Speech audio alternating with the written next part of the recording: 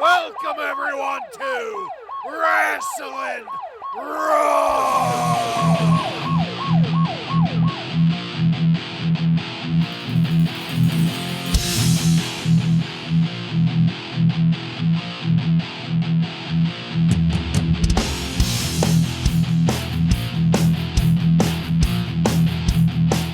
All right, you're listening to Wrasslin Raw, the podcast that takes you back to when the new generation took over the WWF. Thank you for joining us. You're here with Ryan Arico, Idly hodly, Joe Giammatteo.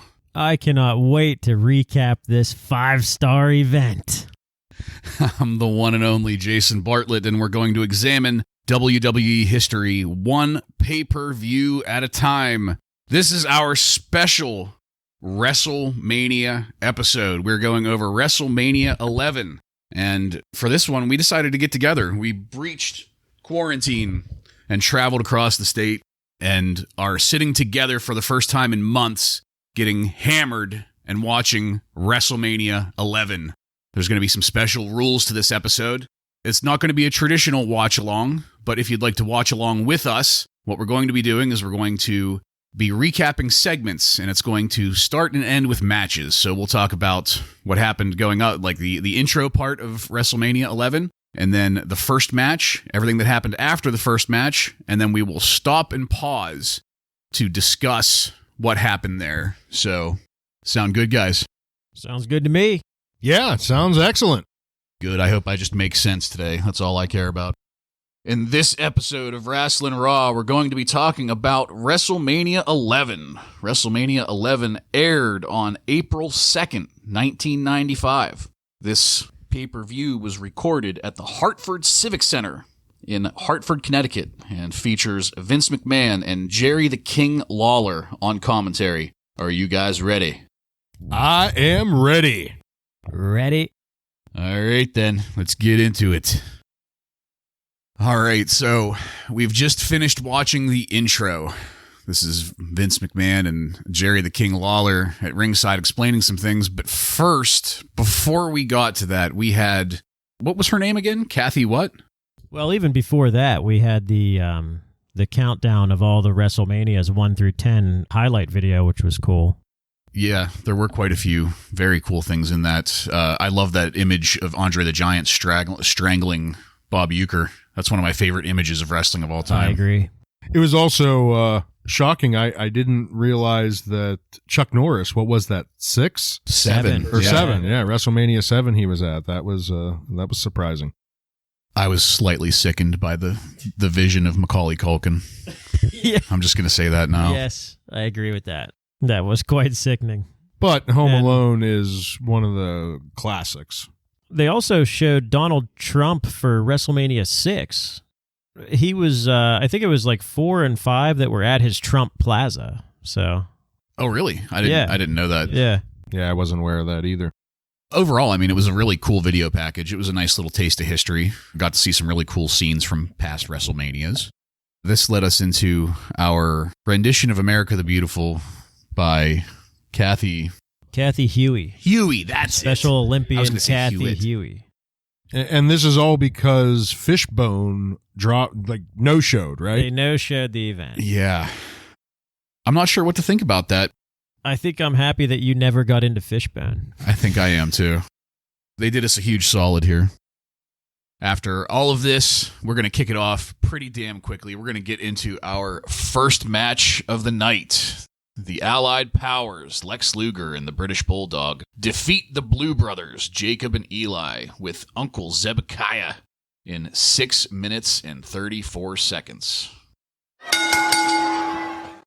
All right, so we just finished watching the Allied Powers versus the Blue Brothers match to kick off WrestleMania 11, and I gotta say, guys, it was par for the course, really. What did we determine? Within the first 20 seconds, Lex Luger botched a move and injured his teammate slightly. They were trying to do some synchronous slam where him and the Bulldog both had their guy and were slamming them at the same time, but Luger's timing was off and position, and they kind of slammed into each other. And luckily, though, Luger got the fuck out of the ring at that point, and we got some good Bulldog action after that. It's a goddamn miracle that the British Bulldog maintained consciousness through that. I was legitimately worried that the smallest bump to the head, which essentially that's what happened, is Luger used the foot of his opponent to hit the Bulldog in the back of the head violently in a full rotation of a power slam, cracked him in the back of the head with one of the Blue Brothers' boots. So there was a good amount of talk between us. Joe has informed us that there are SS tattoos on both of the Blue Brothers.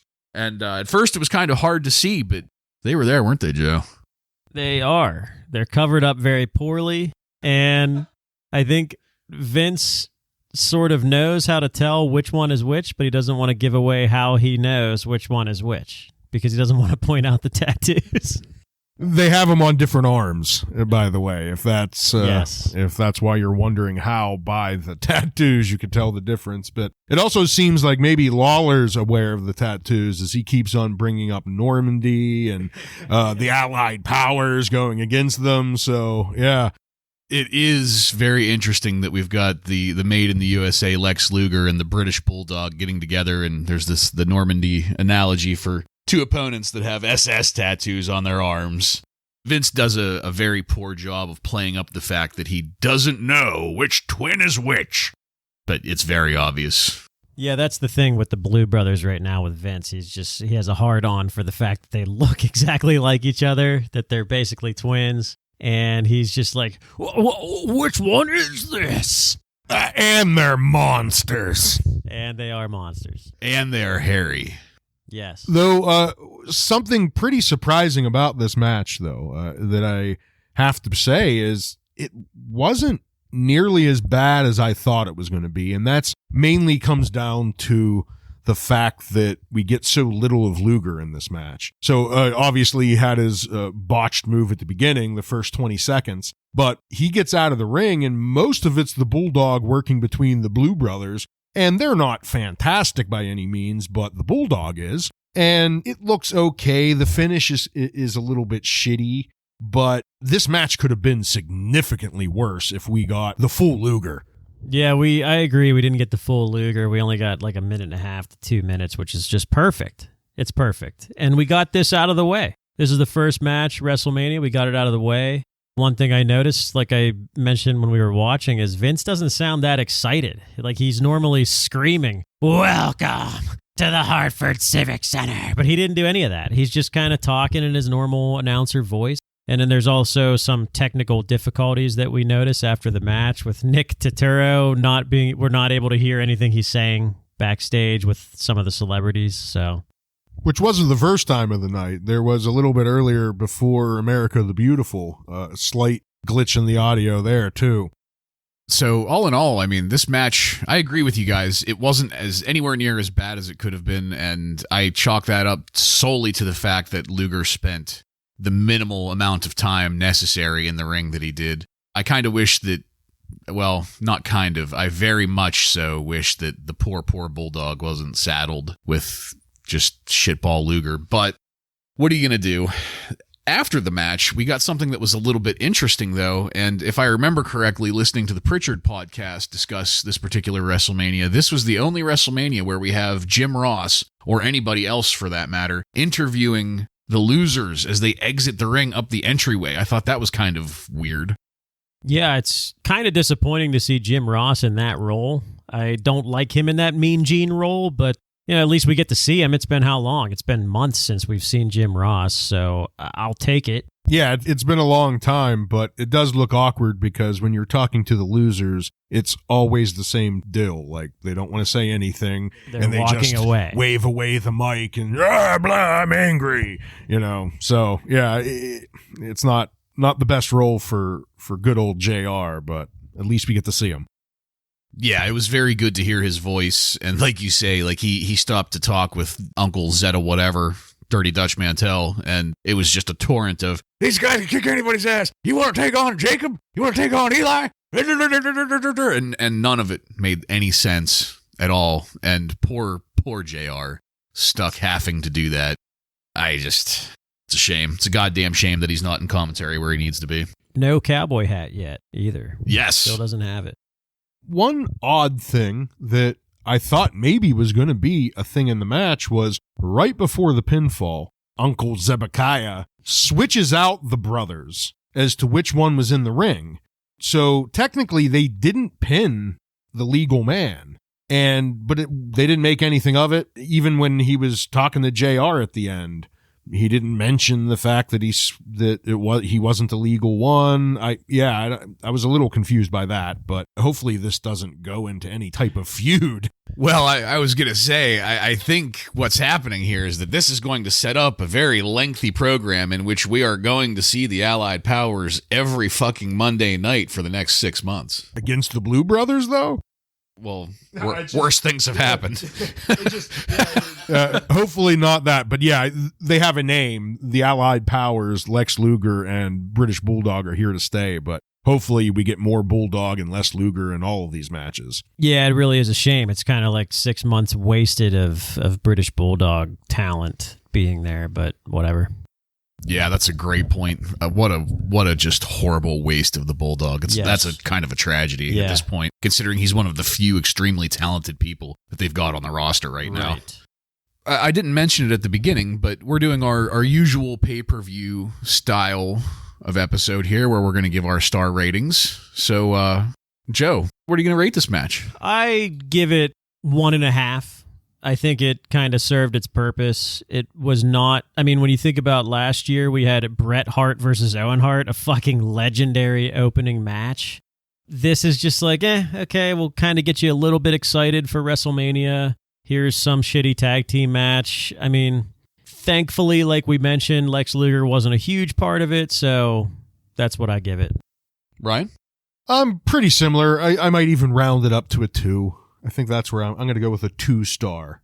That's probably the highest Luger match ever, but it's really a 2-star for the British Bulldog. Well, gentlemen, I'm going to give this a 1 star, and I feel that I'm being extremely generous in that it wasn't bad, but it wasn't that great either.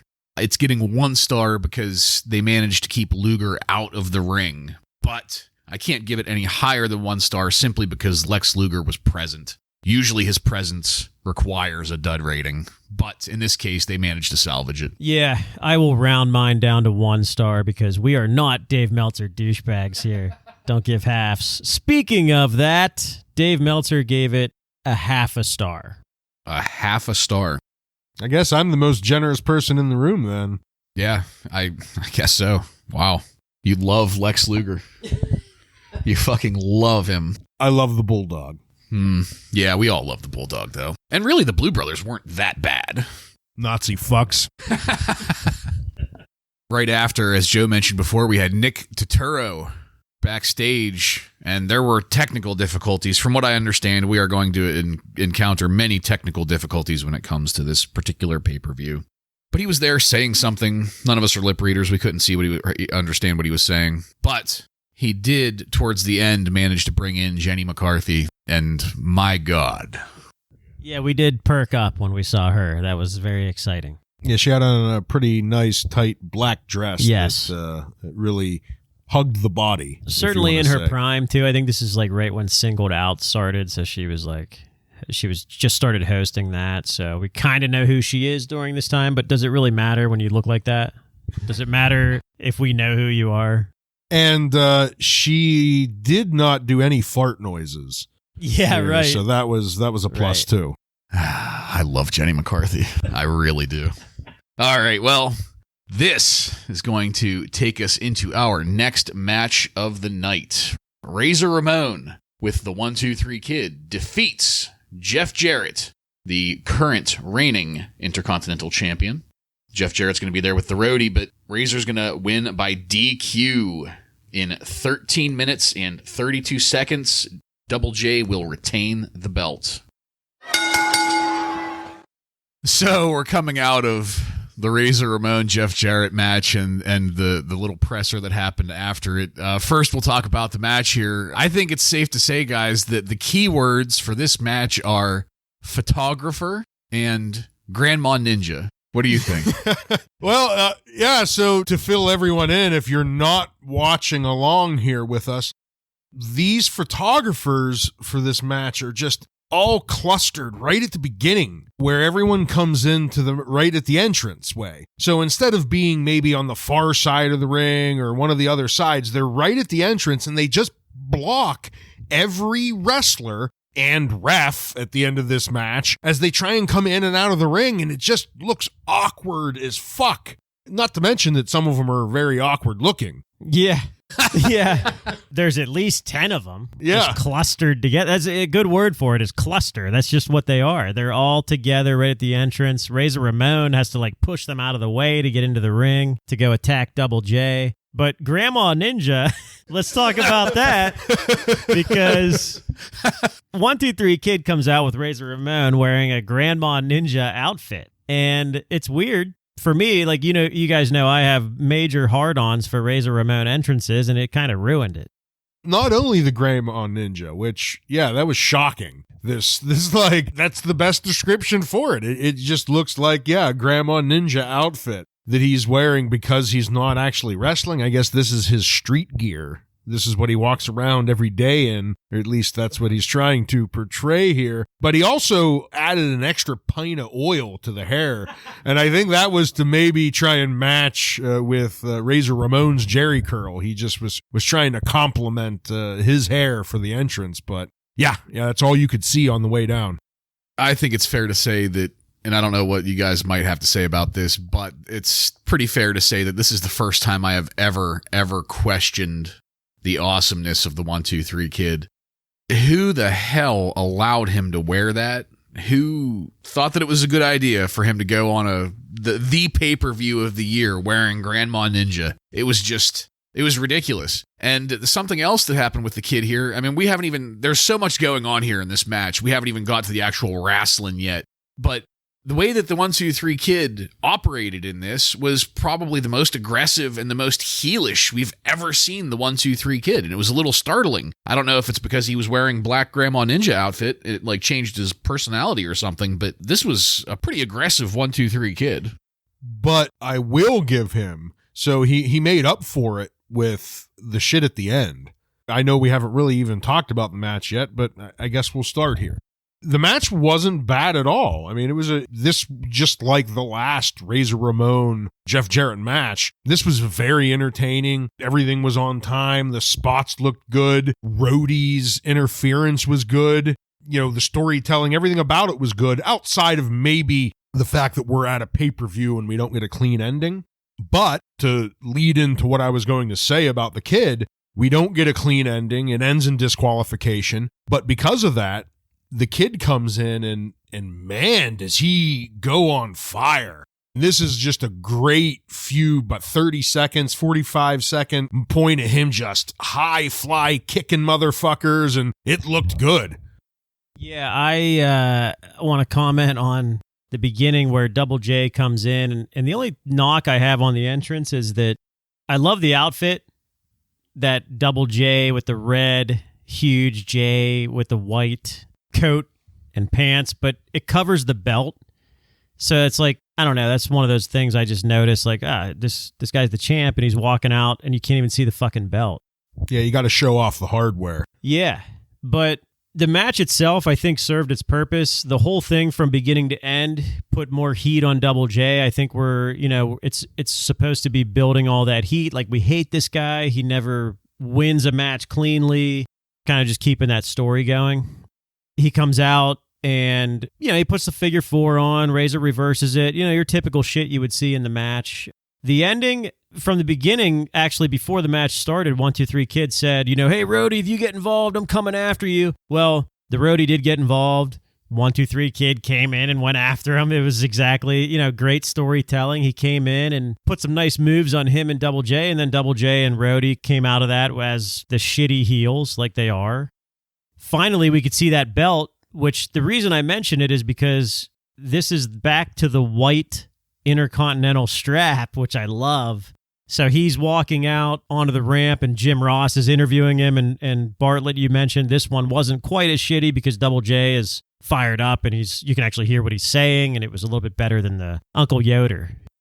Yeah, I'm going to be in complete agreement with just about everything here, guys. This is what This is what I like to call a steak and potatoes match. This wasn't overly fancy, but goddamn was it satisfying. It had everything that we needed out of a match right now, coming after that fucking Allied Powers match. Jesus. Not that that was all that bad, but now we're stepping it up to better things here, and we're going to hope to keep it going.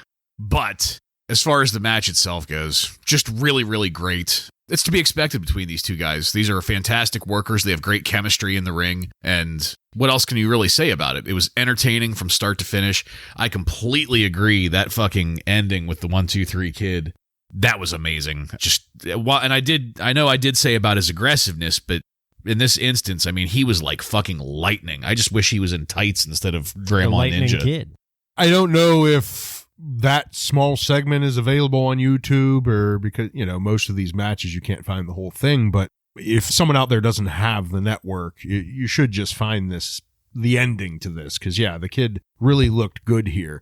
And in this segment, it was also kind of interesting to see we have a significant chunk of future DX in the ring here working together. You were talking about chemistry. Here's some great chemistry from people that will be working together for years to come. Yeah, and speaking of that, the Road Dogg, Roadie, whatever you want to call him right now, you can tell, again, why he became a star later, because this guy can really work in the ring, even as a manager. Yeah, absolutely. For his short amount of time he's in the ring, he looks great. Yeah, Joe, you were commenting on how well he takes his bumps, and he took a shit ton of them. Those kicks looked good. They looked stiff, and he fucking rolled perfectly with them. I mean, he made William Shatner look good. It was a little bit easier to make the 1-2-3 kid look good, but yeah, perfect. So I called this a steak and potatoes match, and I stand by that because we had dessert at the end. So some pork and beans. The end was fantastic. We had a nice aperitif there at the end with the run-ins from the 1-2-3 kid, and of course the photographers were all on the fucking way, and people were having trouble getting into the ring, and it kind of turned into a clusterfuck. But before we get to the true dessert of this segment, let's talk about our star ratings real quick of this match before we talk about the little promo vignette that happened after it. Ryan, why don't you go first? What do you think? Not to give too much away, but we know kind of what's left to see, right? We know what the card has to offer coming up. So I'm kind of feeling like this one's probably going to be our climax. And I'm giving it a 4-star because, everything about it, the storytelling. We have two great workers with Double J and Razor Ramon here, along with two other great supplementary guys here with the Road Dogg, the Roadie, and the Kid. So I'm going with 4 stars. I will go ahead and give this 3 stars. I think it served its purpose. I think it didn't pay enough attention to the fact that it was an Intercontinental Championship match. It just seemed like it was just any other match to me. That's maybe what's separating it from a 3 to a 4 for me, but yeah, it was great. Everything served its purpose. The 1-2-3 kid being there with Razor Ramon was a nice add. I didn't expect that, so that was nice. And again, the Roadie, we're seeing the Roadie doing just great work to add on top of just the great work by Razor and Jeff Jarrett. I agree with everything you just said about that. Up until the ending, for me, that was a 3-star match. You nailed a lot of good points with that. But I'm going to go with Ryan. I'm going to give it 4 stars on this one strictly because of the ending. That ending bumped it up an entire star for me. It was great. That's the kind of run-in shit that I like to see where everything just winds up bananas, but it's that kind of bananas that really, really gets people over. I mean, the crowd was fired the fuck up for the 1-2-3 kid. The match had good heat and good energy going all the way through it, but like you said, Joe, it did neglect a couple things. As far as the details of the championship, it did kind of come across as something that we would have maybe have seen as an anchor match on Monday Night Raw. But that ending, like I said, bumped it up to a number 4 for me because that's when the energy really, really hit. What'd Meltzer have to say? Kind of on par with us here. He gave it 2 3/4. So if he was not a douchebag, he would have given it 3. So right on par with us, I think, for the most part. Well, I mentioned that we would have dessert, and boy howdy did we. After this match, we cut back to Nick Turturro back in the locker room again, we could hear him this time. And Nicky's looking good. He's hanging out with the $1 Million Corporation there. And all of a sudden, out of nowhere, once again, it almost kind of felt like it was like a retry of what they were doing earlier. Because from the same side, Jenny McCarthy comes in. And, oh my God. High beams on. Not wearing a bra. Yeah, skin tight black dress. I mean, if she's going to be on after every match, I'm okay with that. This WrestleMania is not a piece of shit like everybody says it is. And then we get that camera angle because they want to get Sid in the camera, but because of it, we get a nice down shot of her cleavage. I mean, the cameraman was certainly working in favor of all the men out there. Well, I mean, Nicky Turturro was there with the $1 Million Corporation, and then Jenny McCarthy comes in, and then all of a sudden, I'm guessing it's maybe because this is the heel locker room. So that would be the reason why Shawn Michaels would be okay there. Shawn Michaels comes in out of nowhere to start talking himself up for his match, and Jenny McCarthy is just standing there looking absolutely hot. And you could tell that she was really enjoying herself and having a good time playing around with all of these guys. Of course, Shawn Michaels cut a promo like he always does and was really, really great at it. But then, like Ryan mentioned, Sid has been here this whole time, but he's been off camera this whole time. He's been off to the side, and we didn't know. So as soon as Shawn Michaels finishes his last sentence, all of a sudden, barging in next to Jenny McCarthy is Sid, towering a foot above Jenny McCarthy and Nick Turturro, and just going balls to the wall, whole hog on this promo. I could barely understand it. I mean, I know it was the Queen's English, I heard the word nightmare a few times. Quite a few times. I think I said it right after. It was just raw aggression and rage. I don't know what he said, and I don't care, but it was scary as fuck. Yes, terrifying. Yeah, and I'm becoming a huge Nick Turturro fan because whatever it is that he's doing, he's getting the best out of everybody that he's working with. That is, you know what? That is a great point. He got the best out of Mr. Fuji and Paul Bearer in that one promo. And then he's makes getting the Sid best. explode. He made Sid explode. He's getting Jenny McCarthy's boobs pressed up against him. I think we should move to try and get him to replace Todd Pettingzoo. Oh my God, yeah. That would be great. Because for whatever reason, too, like, they both came in, both Shawn and Sid came in and immediately yelled at Nick, like, well, let me tell you, Nick. And, like, for some reason, like, that just resonates better than fucking Todd Pettingzoo being in there, because nobody cares about Todd. No, yeah. We need Nicky in the locker room. Get off of NYPD Blue and join Team WWF.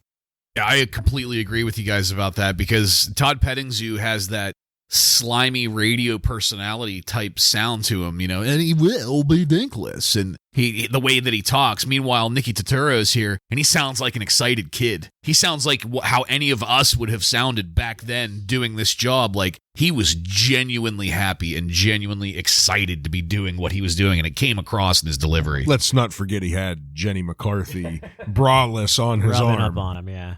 That is true, and he did wind up with Sid screaming in his face for a solid 30 seconds straight.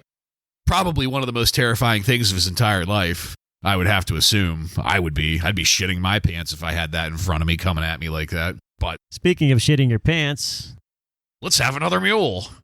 What do we have next here? So, oh boy. Well, we just have to do this. Next up, our next match.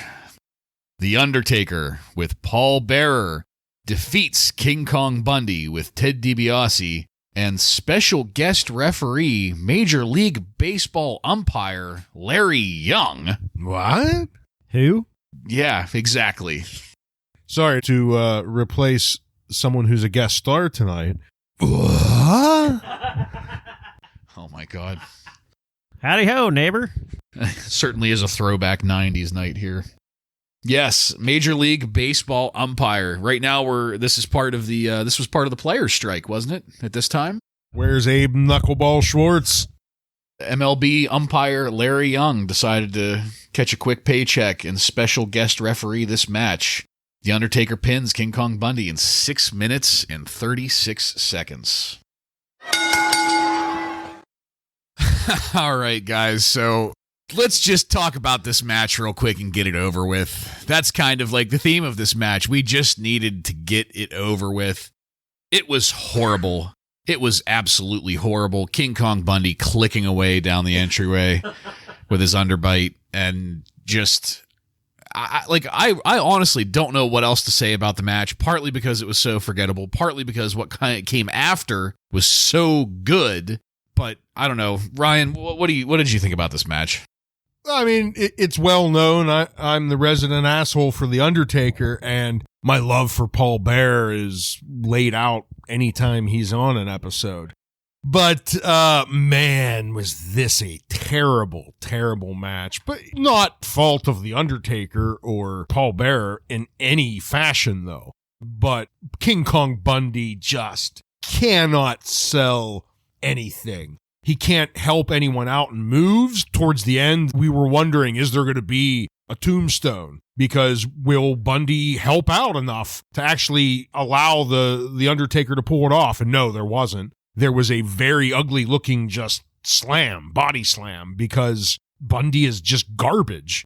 I mean, everything in this match that was bad was all because of him. It just looked slow and stupid. They end up continuing with the urn, and I guess I was a little bit happy if we're going to continue to have the Undertaker feud with the corporation. At least it's now Kama. Kama comes down, steals the urn, runs to the back with it, and now it looks like maybe the Undertaker will be facing on Kama. I enjoy Kama, what we've seen out of him so far and what we know of the guy who does it. He's been the Godfather. He's been Papa Shango. Like, we know he could do good work. So I'm a little bit excited about that. But yeah, let's get this match over with so we could get to the sweetness after. Yeah, sweetness is a good word for that. This match was trash. The whole thing. The entire thing. I'm not even going to talk about it. Fuck it. No tombstone. This is by far the Undertaker's worst WrestleMania match. I'm saying it's worse than Giant Gonzalez. Wow. That's strong. Yeah, man. Worse. Undertaker's been there for 5 years now. I don't know. I kind of agree with you, Ryan, on not putting this on the Undertaker, but a little bit, I think he has a little bit of pull by this point. He could have maybe not signed off on this, but this match didn't have a chance. From the moment we knew what it was, we were just saying there's no chance. No chance in hell that this is going to be interesting at all. You know, you could say maybe some of it's on him, but I don't know how much pull he has, because especially the last 2 years, he's been put in so many just garbage storylines, right, that, you know, I'm not sure he has much pull at this point. But I will agree with you on the Kama situation, because he probably saw, well, all right, I'll do this King Kong Bundy bullshit, but I like what I see with the Kama character, so let's get something working with that. So let's use that. So I do like that, but yeah, the match itself was just trash. Yeah, I completely agree, guys. I think it was back at Royal Rumble, and correct me if I'm wrong on this, but I declared the Undertaker IRS match at the Royal Rumble to be the worst Undertaker match of all time. That has a tie now. This match has tied the IRS match as worst Undertaker match of all time. Horrible. It was only made worse by the shenanigans with the urn. Still, the gigantic fucking...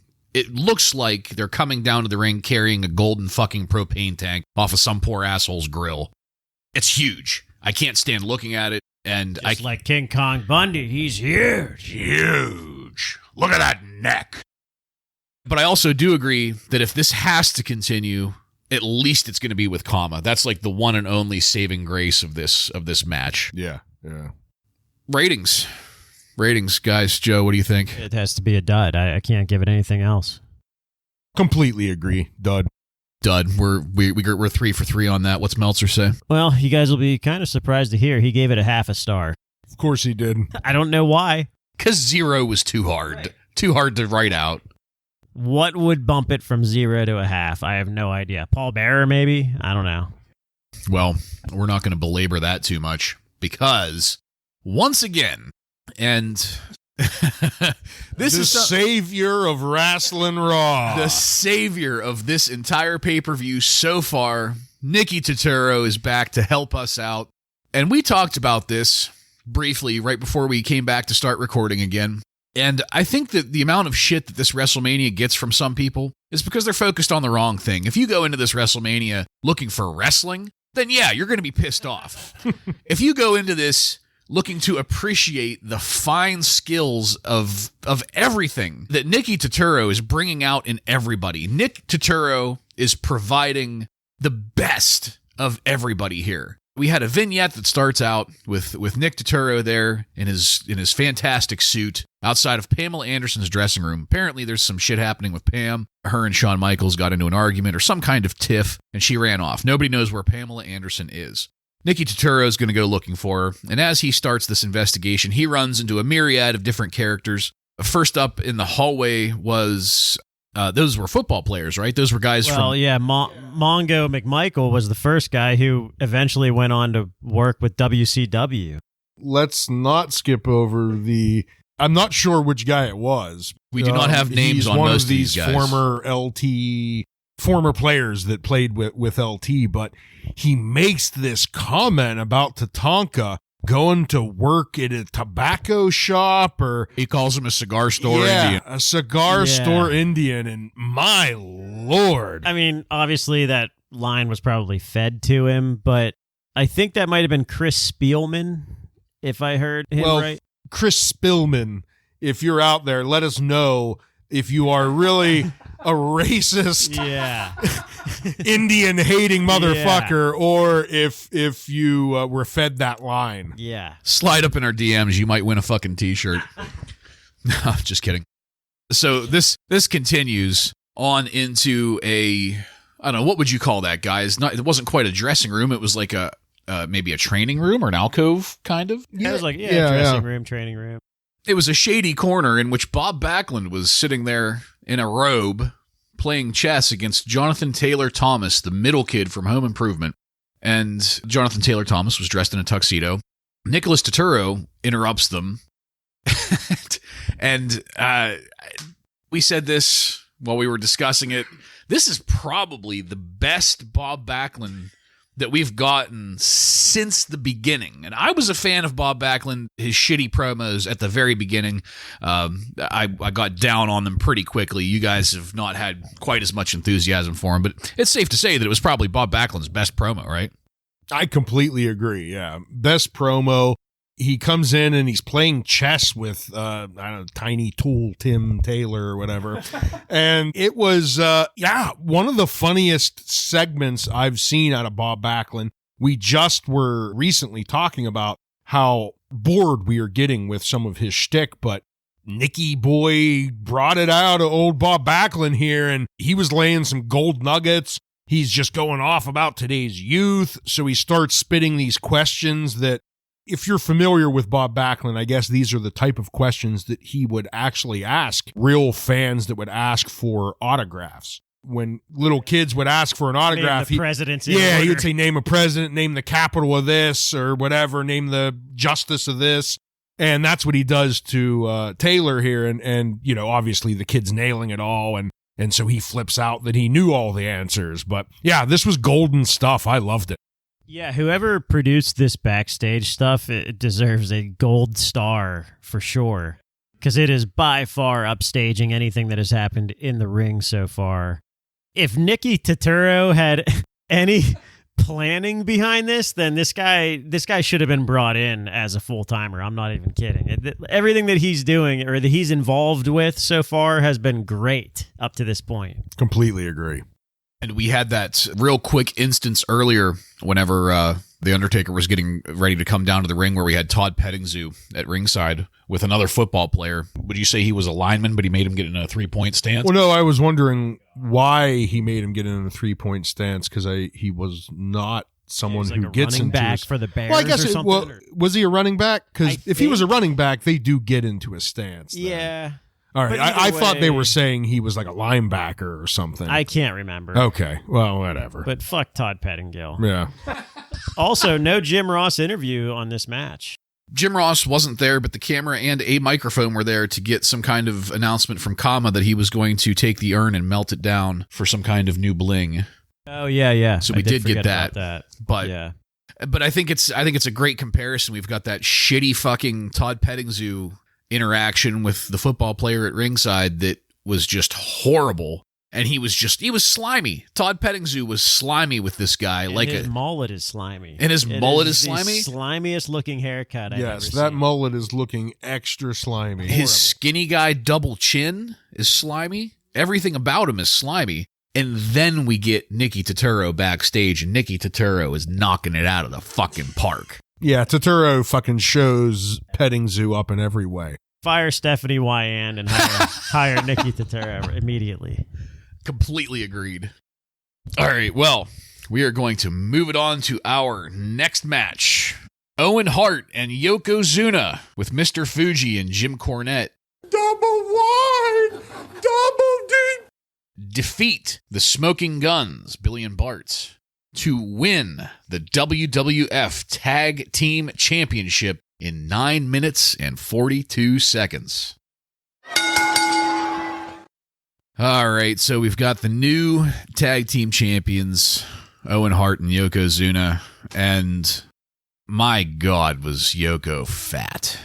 I hate to go there first off because I mean this is the first time we've seen him in 6 months since Survivor Series, and he was supposedly gone to go to fat camp to lose some of this weight to get healthier.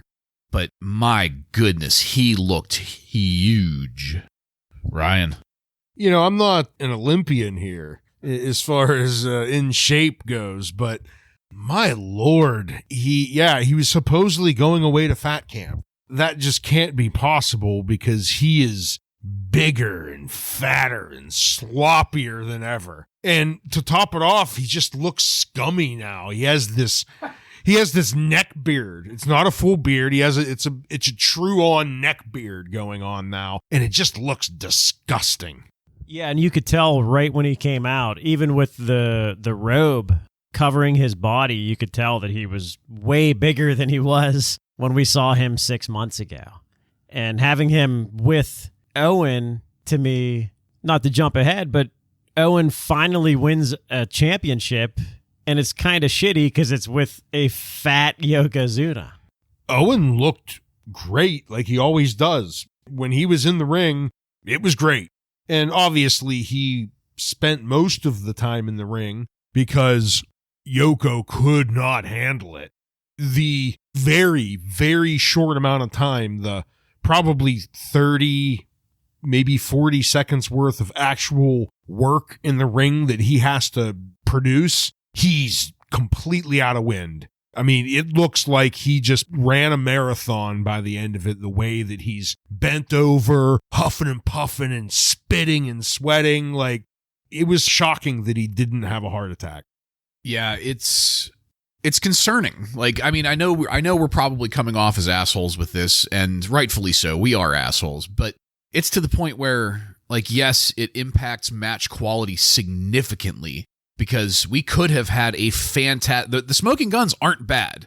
Owen Hart is fantastic. We could have potentially had a great tag team match here with anybody else other than Yokozuna. Thankfully, Ryan, like you said, he didn't spend too much time in the ring actually working. I mean, he was in the ring kind of just standing there and sitting in holds for quite a bit. But, you know, as shitty as it sounds, his weight is impacting the quality of the matches here. But not just that, like, it's fucking dangerous. Like, it's unhealthy. It can't be good for him. It can't be good for his body. It can't be good for, I don't know, whatever kind of mental state he might be in, knowing that he's a fat fucker like he is. No, I'm serious. Like, it's not fucking healthy at all. And for them to highlight him like this and to put him over like this and to support him like this instead of cracking the whip and making him lose weight, here he comes back fatter than fucking ever, and he wins a title for that. It's really disgusting the way that they're willing to prop up this monster because he's a big fat ass. Like, he's not Sid level monster. He's just a big fat ass, but you know what? People will gawk at him. He's a sideshow attraction at this point. He's definitely a spectacle. I mean, when you just see his ass, it's a fucking spectacle. Yeah, and I agree with you, Bartlett, with the Guns aren't a terrible tag team. I think they have some pretty good tandem tag team moves. They work well together, And obviously Owen Hart is awesome. I think they could have they could have done better with, if they were going to give Owen a tag team title, there's probably better options, I guess. I can't think of any off the top of my head, but I mean, they wanted Yokozuna to make this comeback, so they went with that, and I thought it was kind of shitty. It dawns on me that maybe something that could have solved more than one problem at once is maybe they could have done a little bit of a heel turn on the British Bulldog rather than pairing him with Luger and saddling us with Luger so much longer. It would have been great to have Davey Boy Smith and Owen Hart working together in the ring as a tag team. Sure. Experienced tag team workers. Or let much Luger better. let Lex Luger turn heel again. Why not? Yeah, bring absolutely. back the narcissist. I mean, honestly, anybody. It's just kind of a testament to the clusterfuck of organization in the roster here, like pairing certain people up with other people, and it's just not working. And to bring Yoko back like this, so obviously unhealthy. And this is not an exaggeration. Like, we were talking about it during the entire match. He was sucking wind like nobody's business. Just, what was that? A leg drop. A simple leg drop off the ropes. And he was out of breath. Yeah, he got tagged in by Owen at one point. This is fairly early on in the match. And he comes in from the corner. He drops a leg drop on the guy. And from that moment, he gets to his knees and he's bent over sucking wind from that. A 10-foot walk and a leg drop. Yeah, it's no good. Kind of getting away from Yoko specifically a little bit. Overall, this match, with the exception of those dull points where Yoko was breathing heavily for the cameras, the match was okay. It's good to see some gold finally around Owen's waist. But other than that, I mean, I don't know. The spectacle and the sideshow that Yokozuna has become kind of overshadows everything else this match could have been. Yeah, I couldn't agree more. So, ratings, Joe, what do you rate this? I'm gonna give it 1 star. I'm gonna go back to the first tag team match, Allied Powers versus Blue Brothers. This match itself had way better star power, but it did not deliver at all to me. And it's for the tag team championship, so I'm going with 1 star, same as the first match. Ryan? Complete agreement, going with 1 star. And it would have been a dud, I suppose, if Yoko was in the ring more. Kind of like the original one when I was talking about with, it would have been much lower in my opinion if Luger actually spent some time in the ring. But so yeah, I'll give it a 1 because it wasn't terrible. Owen looks good and the Smoking Guns are perfectly fine tag team. But yeah, the Yoko situation does overshadow the match though quite a bit, so it can't go any higher than like a 1. Yeah, I'm going to be giving this one a 1 star as well.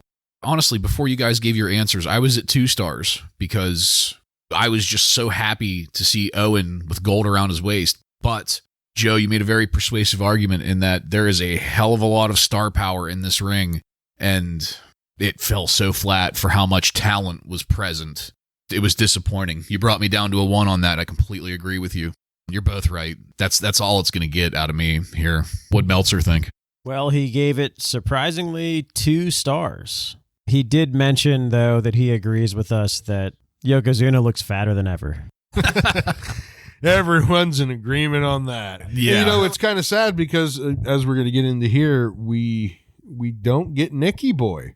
Yeah, it's kind of just one disappointment heaped upon another disappointment. Thank goodness the Moscow Mules are flowing here because we had to sit through Todd Pettingzoo talking to Bam Bam Bigelow, and Bam Bam kept up with how he's been recently. He didn't exactly knock it out of the park, but it wasn't bad either. However, he had Todd Pettingzoo priming him and poking him with questions, and that just kind of fucked things up. I feel if we had Nick here asking the questions, it just would have formed itself into one of Bam Bam's best promos ever. They would have talked beforehand like they have the entire night and said, let's make this the greatest thing ever. But instead, we just got a perfectly fine promo from Bam Bam. He's sporting some new spandex here, some additional colors to his flames.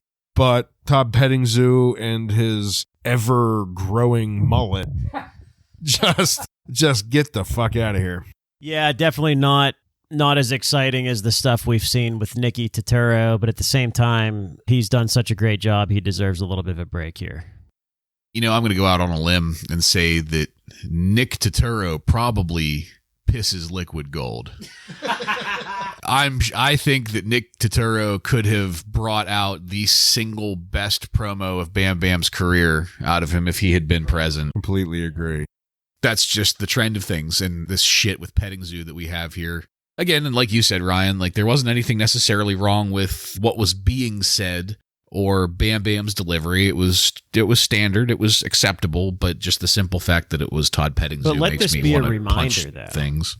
That this, to put Nick Turturro over even more is if it wasn't for Nick Turturro, we would have got this for everything. We would have had Todd Pettingzoo for every single interview. That's a very good point, Joe. So thank God. Thank Friar Ferguson. Thank Friar Ferguson for Nick Turturro. Just imagine at the Royal Rumble, Pamela Anderson was there and Todd Pettingzoo was being a fucking creep in her dressing room and just... Oh, let me touch your thigh there. I dropped something. Yeah, compare that to the stuff that we've seen so far tonight. It's you can't compare it. Jenny McCarthy had her boobies smashed in between Psycho Sid and Nicky Turturro's arm, and Nicky Turturro was the happiest motherfucker on the planet. Yes, while being screamed at by Softball Sid. Crazy. Really, in case you hadn't noticed, Nicky Turturro is the star of WrestleMania 11. We've said it before. I think I'm going to probably have this etched on my tombstone.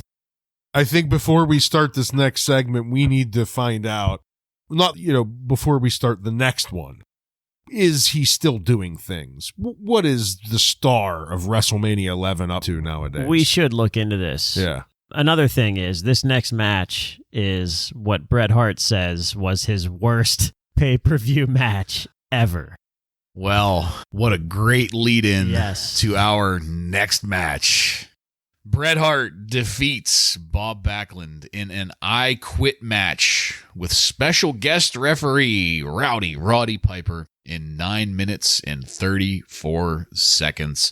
Just as a quick reminder, an I Quit match only ends when one of the combatants says I quit. There's no pinfalls, there's no countouts, there's no nothing. It all hinges around the I quit. So, gentlemen, we're coming out of the I Quit match between Bob Backlund and Bret the Hitman Hart. Bret won, but did he? There's some question here at Wrasslin Raw as to what just happened, and I want to just get it official on the record. Ryan, did you hear Bob Backlund say I quit? I did not. I heard... Joseph? I heard the same thing, and apparently he saw the light. Yeah. On his way out, JR questioned him about quitting, and he's staring at the ceiling saying, I saw the light. And, the real takeaway from this, though, and first of all, I agree, I did not hear him say I quit either, but the real takeaway and what I did hear constantly throughout the match is, what do you say? Yeah, typically I'm a big Piper fan. What do you say? But he was one, out of a very, very bad match. One of the worst I've probably ever witnessed from Bret the Hitman Hart. This match was just horrendous. But one of the most annoying parts was Piper coming in after every fucking slap to the face with the mic. What do you say? It was ridiculous. It was a bad match, just layered with annoyance out of Piper. You're bringing back this legend to just be an annoying asshole during this match. And it was just depressing, this entire thing. I agree. I think there were a couple things that maybe could have made this a little bit better, but there's no saving this, really, when you look at it. They could have maybe had Lawler come in and interfere or someone else interfere with this match. But yeah, this was horrible. Total misuse of Bret Hart, a guy that's really over. You could tell by his entrance. Not only him, but The Undertaker. When you look at this this time period, The Undertaker and Bret Hart during this WrestleMania were very misused. Yeah, I completely agree. And, I'm sure it'll be obvious in our ratings once we get there, but I'm pretty confident in saying this is one of the worst matches I've ever seen in my entire life. And, The royal family versus the... One of. But you put a pretty good point to it there. Such a misuse of Bret Hart. And despite that pretty funny promo we got out of Bob Backlund earlier, this was absolute shit. There's really not much else that I can say about it other than, it wasn't to the point of making me angry, but man, did I not give a shit, and man, was I annoyed at the fact that I had to sit here and watch it and hear, "What do you say?" over and over and over again. Do you guys have anything else you want to add about this horrendous piss-poor match? Like you said, it wasn't terrible. There wasn't a ton of missed spots or botched moves. It was just boring and stupid, with Piper coming in constantly with the "what do you say?" And because of it being a I Quit match, just submission moves out of everyone and just boring. Yeah, it was very just boring. the general booking of the match and the fact that you have an I Quit match and Bob Backlund kind of quit. And whatever he quit to was not the sharpshooter, which is one of the most legendary submission moves ever. But we didn't see it. And there's an I Quit match with Bob Backlund losing to some... what was that? What did he lose to? It was some weird headlock. Yeah, it was like a modified sleeper of some sort, or... Yeah, horrible. Yeah, I completely agree. Let's just all thank Friar Ferguson for the fact that we are together and we are drinking, because... if I wasn't 7 mules deep in this bitch, yes, I'd probably be a lot angrier than I am right now. The alcohol is definitely helping with making that 9 minutes not quite feel like it could have. So, star ratings, Joe. I give it a dud. Total shit. Ryan. Dud. I'm with you there. It's a dud. What'd Meltzer say? He actually gave it a 1.25 stars. I have no idea why. Fucking idiot. Probably just the fact that it's Bret Hart, maybe. I don't know. But Bret Hart has said that this is the worst pay-per-view match of his career. The only bad pay-per-view match that he has ever had. And I think it speaks for itself. 1.25 stars. Is that what he said? That's what he said. Am I fucking hearing things? 1.25 stars. I'm sorry, I misheard. I thought that's what you were giving it. 1.25 stars. No, I gave it a dud, very clearly. What the fuck? Okay, whatever. You know what? I don't usually go this route, but Meltzer, you're a fucking moron for that. That was not a 1.25 stars match by any means. Wrong. So, after that, we went to Nicky Turturro. We were hoping that Nicky was going to pull it out for us, but unfortunately, we didn't get enough time with Nicky. I think we can all agree that it totally had the potential. We were all excited to see Nicky. We were happy with what Nicky was saying. We just simply didn't get enough time with Nicky. Is that fair? I think it's fair, and I think that they're really playing on this Pam Anderson reveal, Pamela reveal, because we have yet to see her. She is obviously the highlight of the celebrities outside of Lawrence Taylor, so they're doing a good job of playing on that. And she has gone missing. They're going with that angle, probably because she got married to Tommy Lee, so they want to make it look like she's not going to leave with Shawn Michaels, I guess, which was their original plan. But I don't know. Nick Turturro and Vince McMahon banter was nice, better than Todd Pettengill. I'll take it any day. Yeah, I mean, we obviously didn't get much with him. You know, he didn't go talking to any other superstars. It was just a real quick back and forth with him and Vince. And so, yeah, sadly, he didn't get to completely save us with bringing out the best in someone like he has the rest of the night. But I did look up a little bit about what else he's been in, and if anything recent. So he was in The Longest Yard, the new one with Adam Sandler in 2005. Of course, NYPD Blue.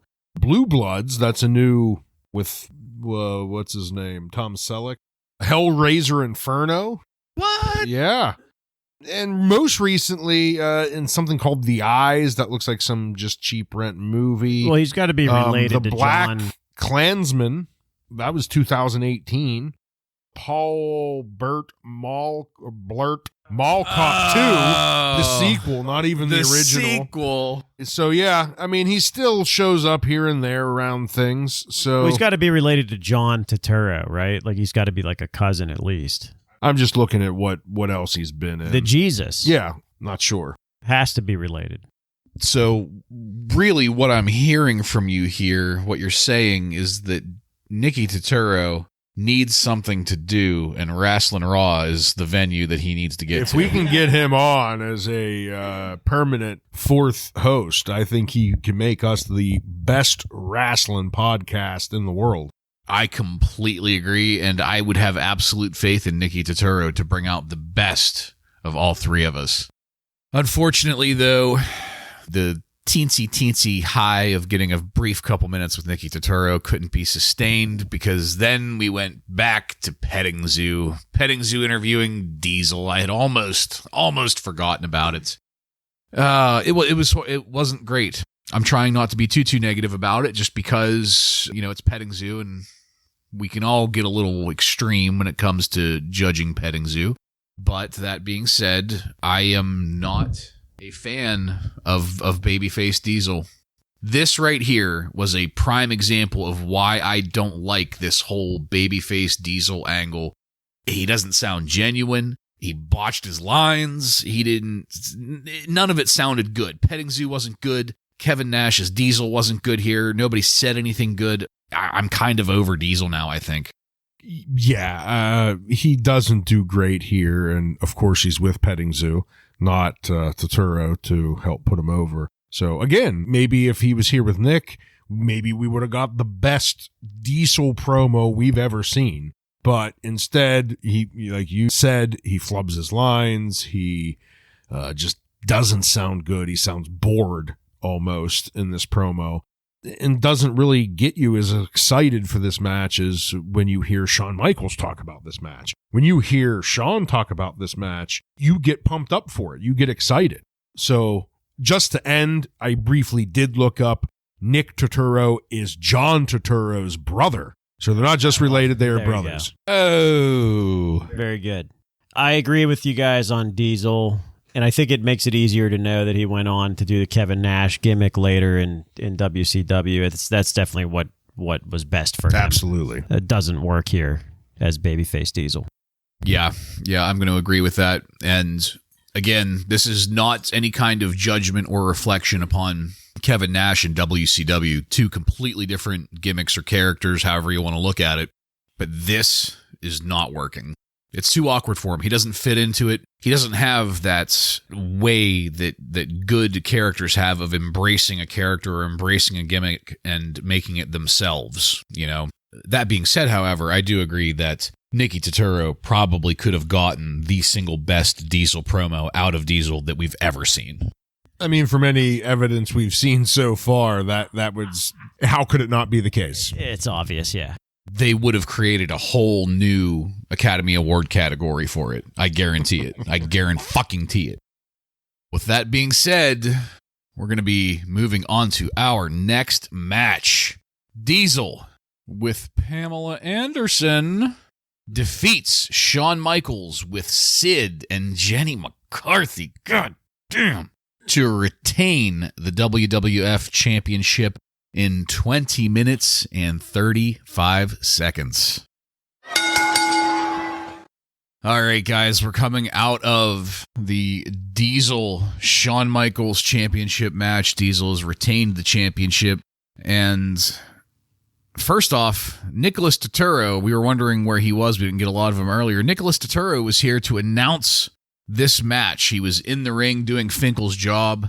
And I wish I could say I had a better memory of what he was doing, because whenever Shawn Michaels came out, he had Jenny McCarthy on his arm, and it blotted out my memory completely. Blotted is a good word. Yes.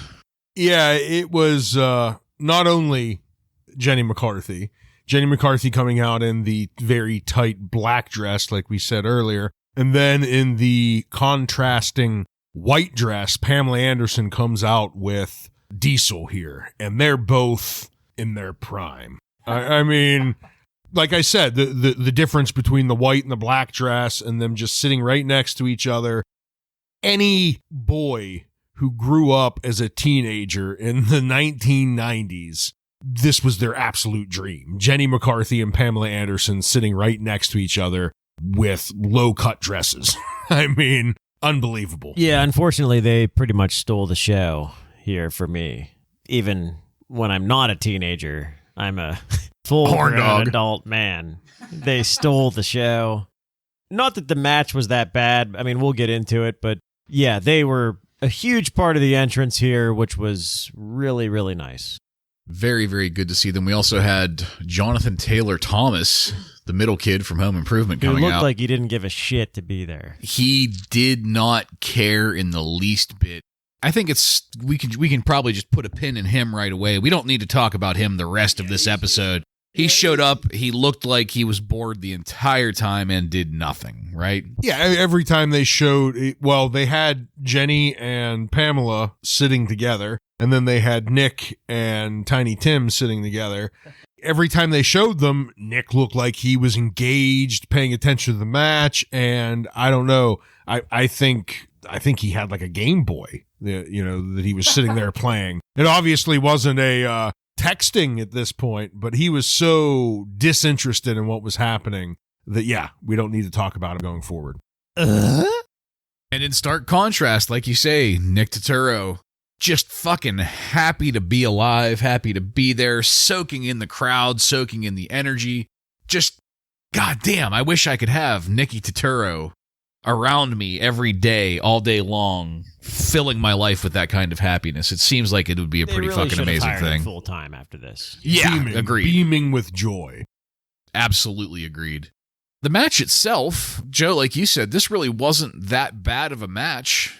It wasn't amazing. It's certainly not a match of the year candidate, but I don't really have too many negative things to say about the in-ring action. Not too many positive ones, though, either. With the exception of something that we all popped our asses for, the aforementioned photographers. They've been a pain in everybody's ass all night tonight. Every fucking match, they've been there getting in the way. And finally, they got their comeuppance in this match. Joe, you said earlier you think that they might have been like doing this on purpose and like deliberately fucking with these photographers on purpose? It seemed like it in this match because Shawn Michaels takes one of them by the jacket and drags him along the floor. And then just by his reaction after, it kind of looked like that was real. It didn't look fixed. Yeah, he looked legitimately pissed. Yeah. There was a couple spots later, too, where they did that, but I don't know that it really looked as staged as the first one. But thank God, because fuck these photographers. They're such a distraction for everybody watching on TV, and I can't imagine what everybody was thinking that were actually there in Hartford. Like you both said, I completely agree. It was a perfectly fine match. At 20 minutes, that's the length you want out of a WrestleMania match that's going for the heavyweight belt, and I'm not sure it lived up to that. WrestleMania is the Super Bowl of wrestling, and this was I guess it's not necessarily the headliner. We're going to have the Bam Bam thing with LT coming up as the headliner, but this is WrestleMania for the heavyweight belt, and it was just an okay match. Nothing fantastic. Shawn Michaels does a bit of overselling in it, quite a bit. Sid looked great. I know we've been just popping our asses off for Sid left and right, but still, he looks like a monster and scary. Him screaming at people in the crowd. I didn't mind his stuff at all, and yeah, it was an okay match. Yeah, I agree. It was okay.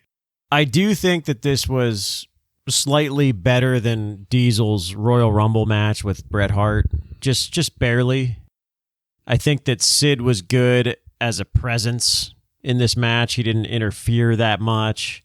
I still think that I don't know. It seems like the past couple Diesel matches, like that were longer matches, there's all kinds of other shit happening during the match. Like this time it was Earl Hebner blowing out his knees, as Sid would say.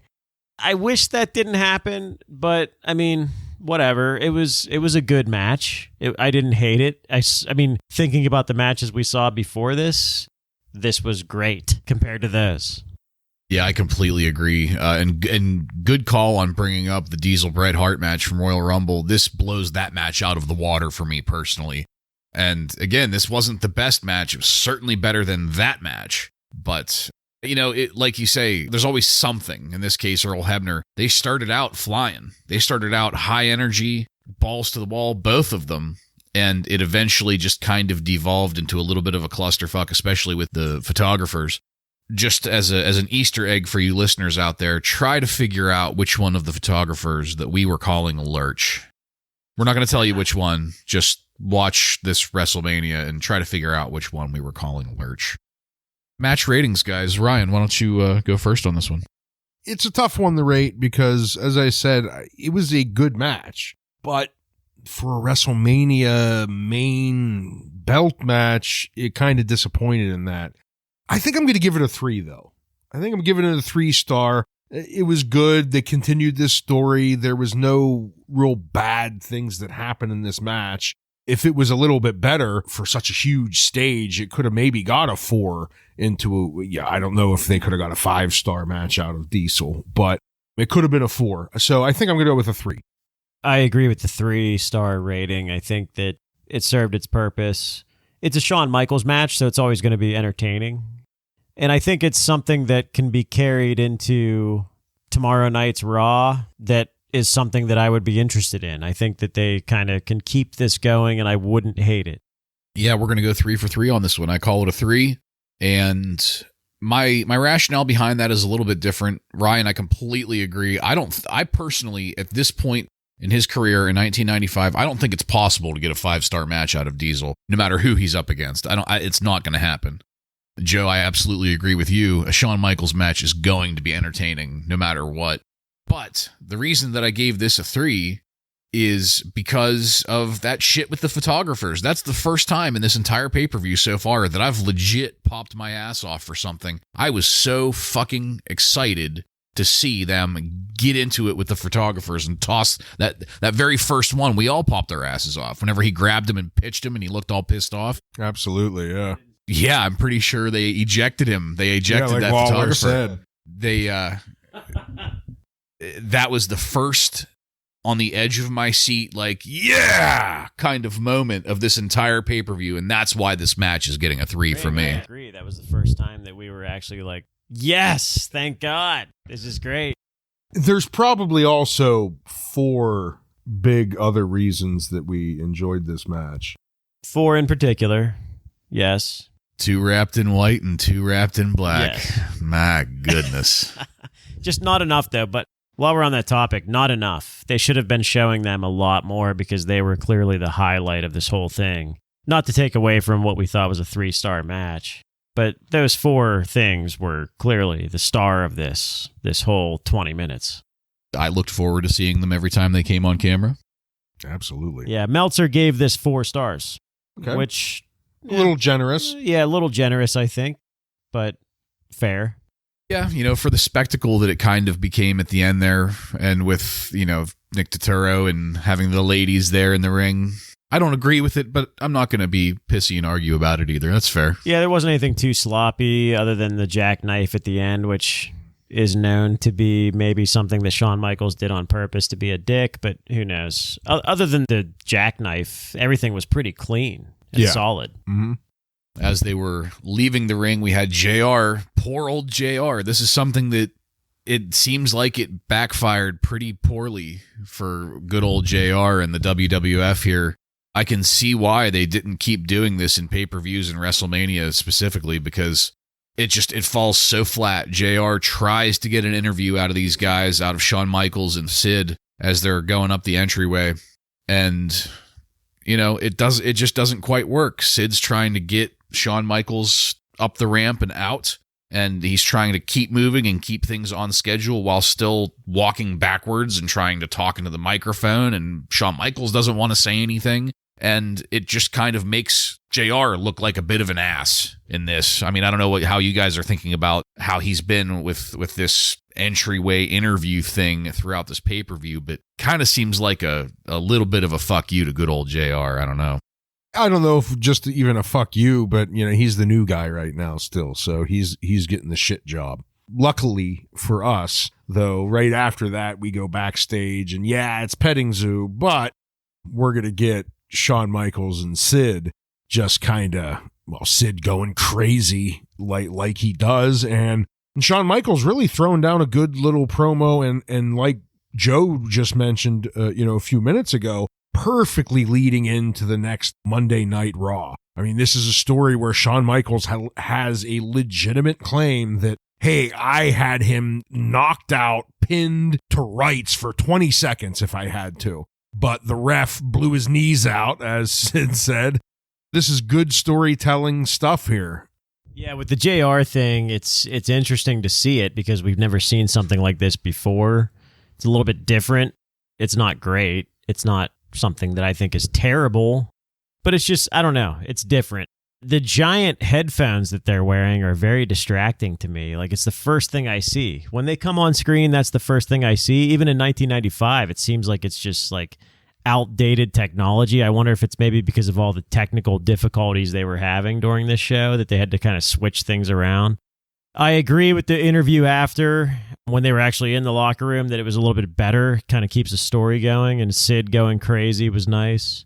Yeah, I mean, that's kind of all I have to say about it. I think that, I'm tired of Todd Pettingzoo at this point.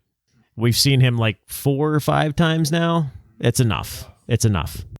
Yeah, and something also of note here, this is the first time that Shawn Michaels calls his super kick the sweet chin music. Are you thinking of Tech War?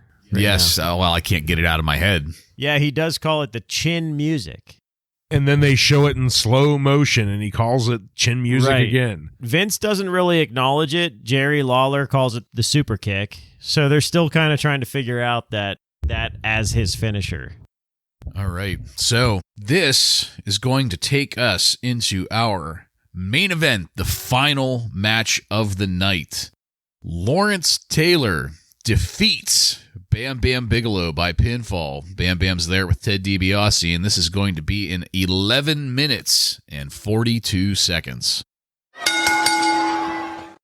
All right, guys, so we just came out of the LT Bam Bigelow match, and I gotta say, guys, I was pleasantly surprised by how relatively well this was. Nobody's going to claim that this was a 5-star match by any means, but considering LT had a whole 2 months of training under his belt for this, it was pretty damn good. What do you think, Ryan? I completely agree. It wasn't the best match in the world, which I wasn't expecting out of a football player coming into here wrestling with even someone that we enjoy as much as Bam Bam. You're not going to be able to put someone over that spent 2 months training, but 2 months training, and LT, he could have been a wrestler if he wanted to be, because I was thoroughly impressed with his in-ring work with such a short amount of time. I think we said a few times, I think Joe was the first to mention it, better than Luger. I mean, you know what I mean? Like, Luger's been at this for how long, and it looked more believable than a Luger match. So I was pleasantly surprised is a very good way to put it, like you did, Bartlett. Yeah. Yeah, I agree with the assessment of LT. I think that he did a great job for, given 2 months of preparation. I think he looked pretty solid here. I think maybe we saw better from other celebrities later on, but I think for this time period, he was pretty good and did a nice job. Yeah, so it should be noted that at the start of this match, we were treated to a, what would you call it, like a college football style opening where they announced everybody's names. Yeah. Or football in general. Monday Night Football. Yeah, they just called out everyone's name, and they kind of slowly jogged out to the ring as they said their name. First, it was the $1 Million Corporation, and then it was LT's football team buddies, the one guy that made the racist cigar store Indian comment earlier in the night. Who else was there? Ken Norton Jr. that got a whopping $30,000 for saying that he was going to WrestleMania instead of Disneyland. Reggie White, yep. Steve Mongo McMichael was there. Yep. And then, like I said, the $1 Million Corporation. And they all walked past Salt and Peppa standing up on stage. Joe, do you want to just give us a quick explanation as to why we didn't get any quality time with Salt and Peppa? Well, there's not a big, long explanation to that other than the fact that they did a version of What a Man with some type of LT video going along with it, and the network cannot air that version. So it might be on YouTube, I'm not sure, but it's not on the network. Very, very sad. It needed to be noted that we did not get to see Salt and Peppa as much as we would have liked. I like Salt and Peppa. Let me just myself. say, if I was like a bachelor, if I was at a bachelor party and I was at a strip club, I would prefer sitting in a chair and having Salt and Peppa sing "What a Man" to me and doing whatever they were going to do than to be at a strip club on a chair on the stage. Do you know what I'm saying? I completely agree with that. Yeah. So, the action in the ring, as we've said, it was pretty acceptable, all things considered, obviously, and I'm kind of conflicted about the ending of it. Part of me wants to say that it was kind of a cheap ending, cheap finish, but at the same time, there was really no other way that we could legitimately end this match with LT as the winner unless Bam Bam didn't take some kind of injury to hobble him over the course of the match. It was his right knee, right? He started favoring his right knee after a moonsault. He supposedly landed on it wrong, but yeah, I mean, the match itself and the way it ended, pretty decent. What are we thinking for ratings here, guys? Ryan? For my rating, I think I'm going to go with a 3. We've certainly seen much better wrestling matches, but I'm giving this a 3 because LT came in here with 2 months of training and, to be honest with you, kind of impressed me. With such a short amount of ring work, to be able to pull off what was a main event for WrestleMania. Now, you could say it wasn't the best ending to a WrestleMania, and I would agree with that, which is why it's a 3. A 3's, better than mediocre. And that's what I would put this. I like Bam Bam. Like you said, obviously the only way he's going to lose is some type of injury or something had to happen to make him lose. But overall, I was pleasantly surprised. I am going to give this a 1 star. The reason why is because that's not taken away from Lawrence Taylor and his preparation or anything, but I think Vince just totally pulled a cock-sucking move to football in general. Like, he just put football on such a pedestal for this whole thing from the beginning, with the Monday Night Football intro, with everybody coming out, the $1 Million Corporation, like, who cares? And let's not forget, just a few months ago, he was shit-talking the NFL. Yes. And having these guys out there, one of the comments I made was there's just too many guys outside of the ring. It looked like a fucking lumberjack match. It did, yeah. And there was nothing that happened. Like, I was expecting some big brawl to break out, but it didn't happen. The ending was weak. I think that Bam Bam and LT kind of did what they were supposed to do. They did a nice job, but I just think that they could have done a lot more given the fact that this was the main event of WrestleMania. And it was just kind of like, okay, this football player came in and did a nice job for the 2 months of training. And to me, that was it. I'm going to split the difference with you guys. I'm going to give this one a 2. Mostly for most of the reasons you've already listed. Yes, this was a main event at WrestleMania, the event of all events of the year. I mean, there's a reason why this is a special celebration for us, and we made a party out of it, But the fact that it was, first of all, I don't like ending WrestleMania with a non-championship match. It's either got to be the title. Totally agree with that. Totally. For me, it's got to be some kind of title. Even if it were just the Intercontinental title and there was a good, hot storyline going into it, I would be fine with that because there was some kind of something major on the line. The only thing that was on the line here was Bam Bam's pride. And what the fuck is that worth? LT isn't coming back. This is not a story that's going to continue. There's not going to be any kind of redemption. It's going to eventually turn into Bam Bam's face turn. I was going to say, like, the only thing this seems to be building is his leaving of the corporation. Yeah, which unfortunately doesn't really work out, but yeah, I agree. It does nothing but hurt Bam Bam's pride at this point. You would have thought that there would be a little bit more of a payoff, especially for LT beating him. I mean, what does LT get? He gets hoisted up on the shoulders of his football buddies there, and then we're probably never going to see or hear from him again. That's probably going to be it, right? Yeah. I mean, it's pretty safe to assume that. And we had Jim Ross trying to get a word from the $1 Million Corporation as they were exiting, and they really didn't get much out of Bam Bam. Bam Bam wasn't saying anything, but JR managed to capture Ted DiBiase yelling at Bam Bam about how he was an embarrassment and yada, yada, yada. So that goes a long way of supporting what you guys have said here about Bam Bam's eventual face turn. And that's it. They closed WrestleMania immediately after that. There was no wind down. There was no nothing else. WrestleMania 11 is over. So since this is a pay-per-view event, there were no jobbers. There's no jobber of the week happening. And since we've been giving all of our star ratings, there's not really going to be highlights and lowlights here. But just to kind of wrap it all up, guys, Joe, what did you think of just this pay-per-view overall? Well, just to report real quick, that LT versus Bam Bam match got a 2 3/4 star rating. So kind of agreeing with us on that. One thing that was interesting was that this was the first year where WrestleMania did increase a little bit in price. It was $29.95 up until this year, and this year it was $34.95, which now wrestling pay-per-views are not... I mean, I guess into the Attitude Era, they went up to like, what, $50? 50, yeah, that's what I remember paying so, then, yeah. Still a pretty good price. Overall, readers gave this a 32.1% thumbs up, 40.8% thumbs down, 27% in the middle. So, I mean, they kind of hated it. They kind of liked it. It was sort of an in-between review from people. The best match, can you guys guess what was voted as best match by the readers? I'm going to Shawn Michaels Diesel. Yeah, by a lot, basically. That makes sense, yeah. Not that readers loved the match, but that was clearly the best match. What about worst match?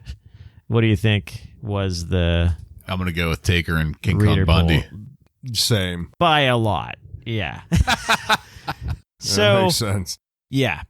I think I agree with the readers. I think that if I were to give this a total rating from 1 to 100%, I'd probably give it like a 40. I don't know. I mean, overall, I think that clearly the highlight of the show was the stuff in between during the first half.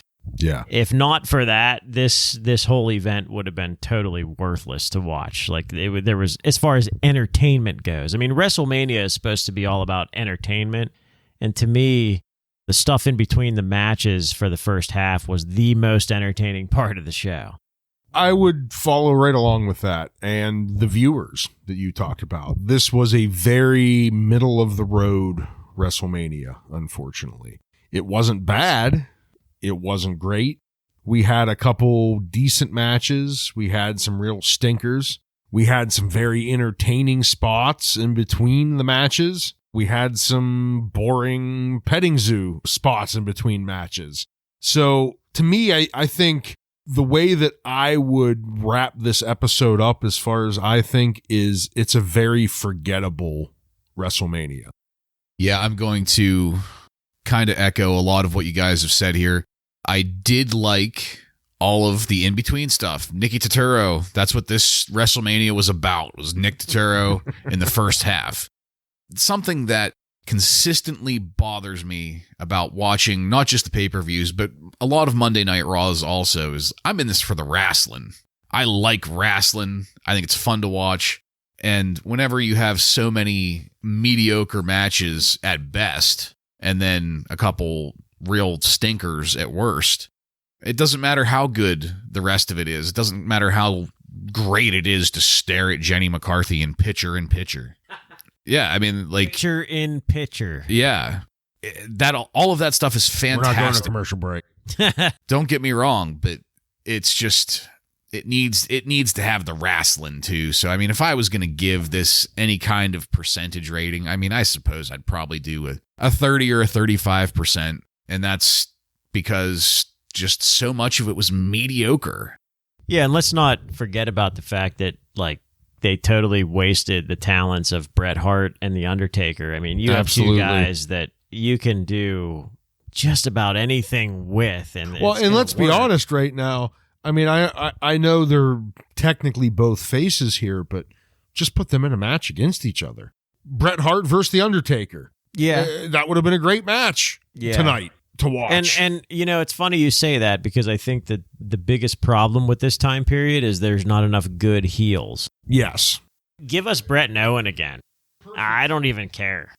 I mean, because Owen's one of your better heels right now at this point. Maybe have somebody turn heel to get some better heels. Lex Luger, for example. You know, anybody. Like, I think that's the biggest problem during this time period, is they just didn't have enough good heels. They're trying to sell us Bob Backlund and King Kong Bundy as, like, top heels, and they're just not.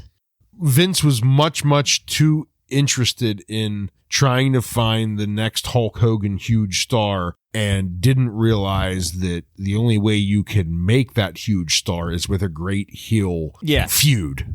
And tried to recycle guys like King Kong Bundy, who have feuded with Hulk Hogan. Who just want to show up and get a paycheck. Right.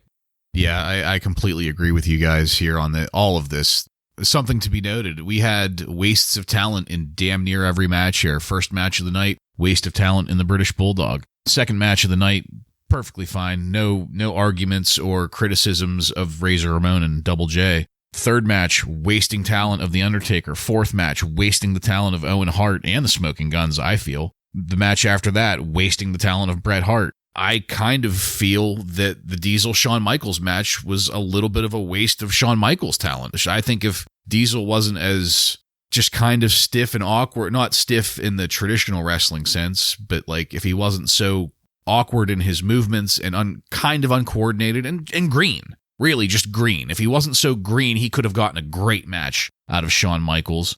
And then at the end, too, Bam Bigelow, of a figure that we've always talked about as being a fantastic wrestler and somebody that we love, wasted opportunity. I would have loved to have had Bam Bigelow in some kind of championship title main event at WrestleMania. That would have been amazing, I'm sure, to watch. But, again, I mean, wasted Bam talent. versus Bret Hart would have been great. Yeah. Bam versus that The would have been- Undertaker. There you go. But you just got such a hard-on for Lawrence Taylor at Royal Rumble that, you know, you're Vince McMahon. You have such a hard-on. You're going to put over football. Wasted talent.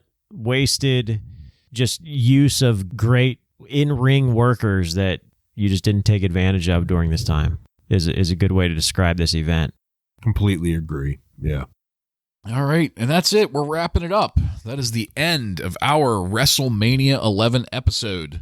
And I want to thank you again for joining us. If you like what we're doing here and want to connect with us, you can find us on every major social media and podcast subscription platform by searching up the handle Wrasslin Raw. That's WRASSLINRAW. While you're there, don't forget to click subscribe to get every episode of Wrasslin Raw coming to you every week. Give us a 5-star review and let your friends know about the fastest growing wrestling podcast in the world. Next week on Wrasslin Raw, we're going to take a look at the Raw that aired on April 3rd, 1995, with matches featuring Ben Jordan, Bull Nakano, and many more.